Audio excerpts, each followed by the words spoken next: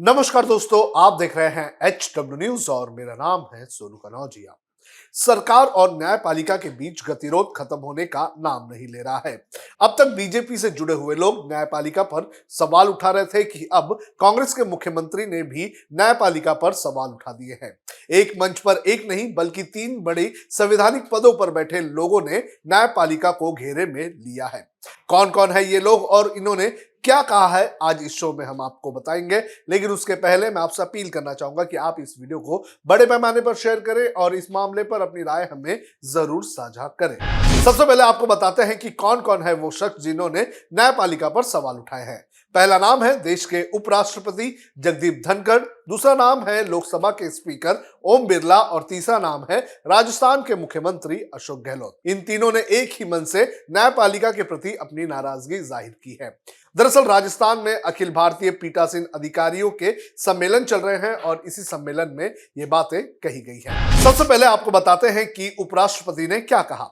उपराष्ट्रपति जगदीप धनखड़ ने संसद के कामों में सुप्रीम कोर्ट के हस्तक्षेप पर नाराजगी जताई। उन्होंने कहा कि संसद कानून बनाता है और सुप्रीम कोर्ट उसे रद्द कर देता है। क्या संसद द्वारा बनाया गया कानून तभी कानून होगा जब उस पर कोर्ट की मोहर लगेगी। धनखड़ ने आगे कहा कि 1973 में एक बहुत गलत परंपरा शुरू हुई। केशवनाथ भारती केस में सुप्रीम कोर्ट ने बेसिक स्ट्रक्चर आइडिया दिया कि संसद संविधान संशोधन कर सकती है, लेकिन इसके बेसिक स्ट्रक्चर को नहीं। कोर्ट को सम्मान के साथ कहना चाहता हूं कि इससे मैं सहमत नहीं हूं। हाउस बदलाव कर सकता है, ये सदन बताए कि क्या इसे किया जा सकता है। क्या सदन को यह अनुमति दी जा सकती है कि उसके फैसले कोई और संस्था रिव्यू करे। धनखड़ ने आगे ये भी कहा कि जब मैंने राज्यसभा के सभापति का चार्ज लिया तब कहा था कि ना तो कार्यपालिका कानून को देख सकती है, ना कोर्ट हस्तक्षेप कर सकती है।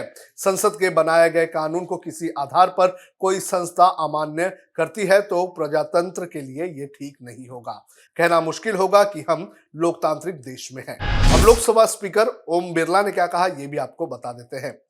लोकसभा अध्यक्ष ओम बिरला ने कहा कि न्यायपालिका भी मर्यादा का पालन करे।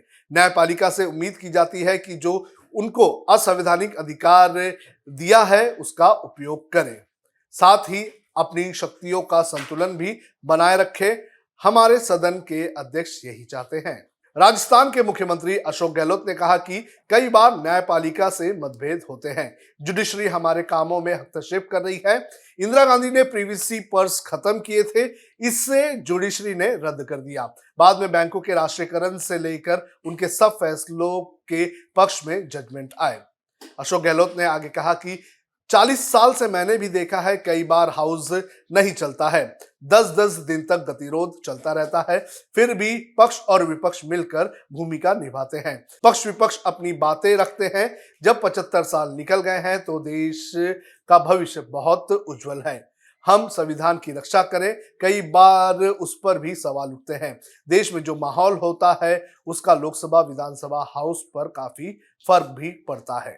सरकार और न्यायपालिका के बीच मतभेद ये पहली बार नहीं है कि हुए होंगे, इसके पहले भी मतभेद होते रहे हैं, लेकिन पिछले कुछ दिनों से ये मतभेद खुलकर सामने आ रहे हैं। सुप्रीम कोर्ट ने जजों की नियुक्ति को लेकर सरकार को फटकार लगाई थी और सरकार के कामों को लेकर नाराजगी जताई थी।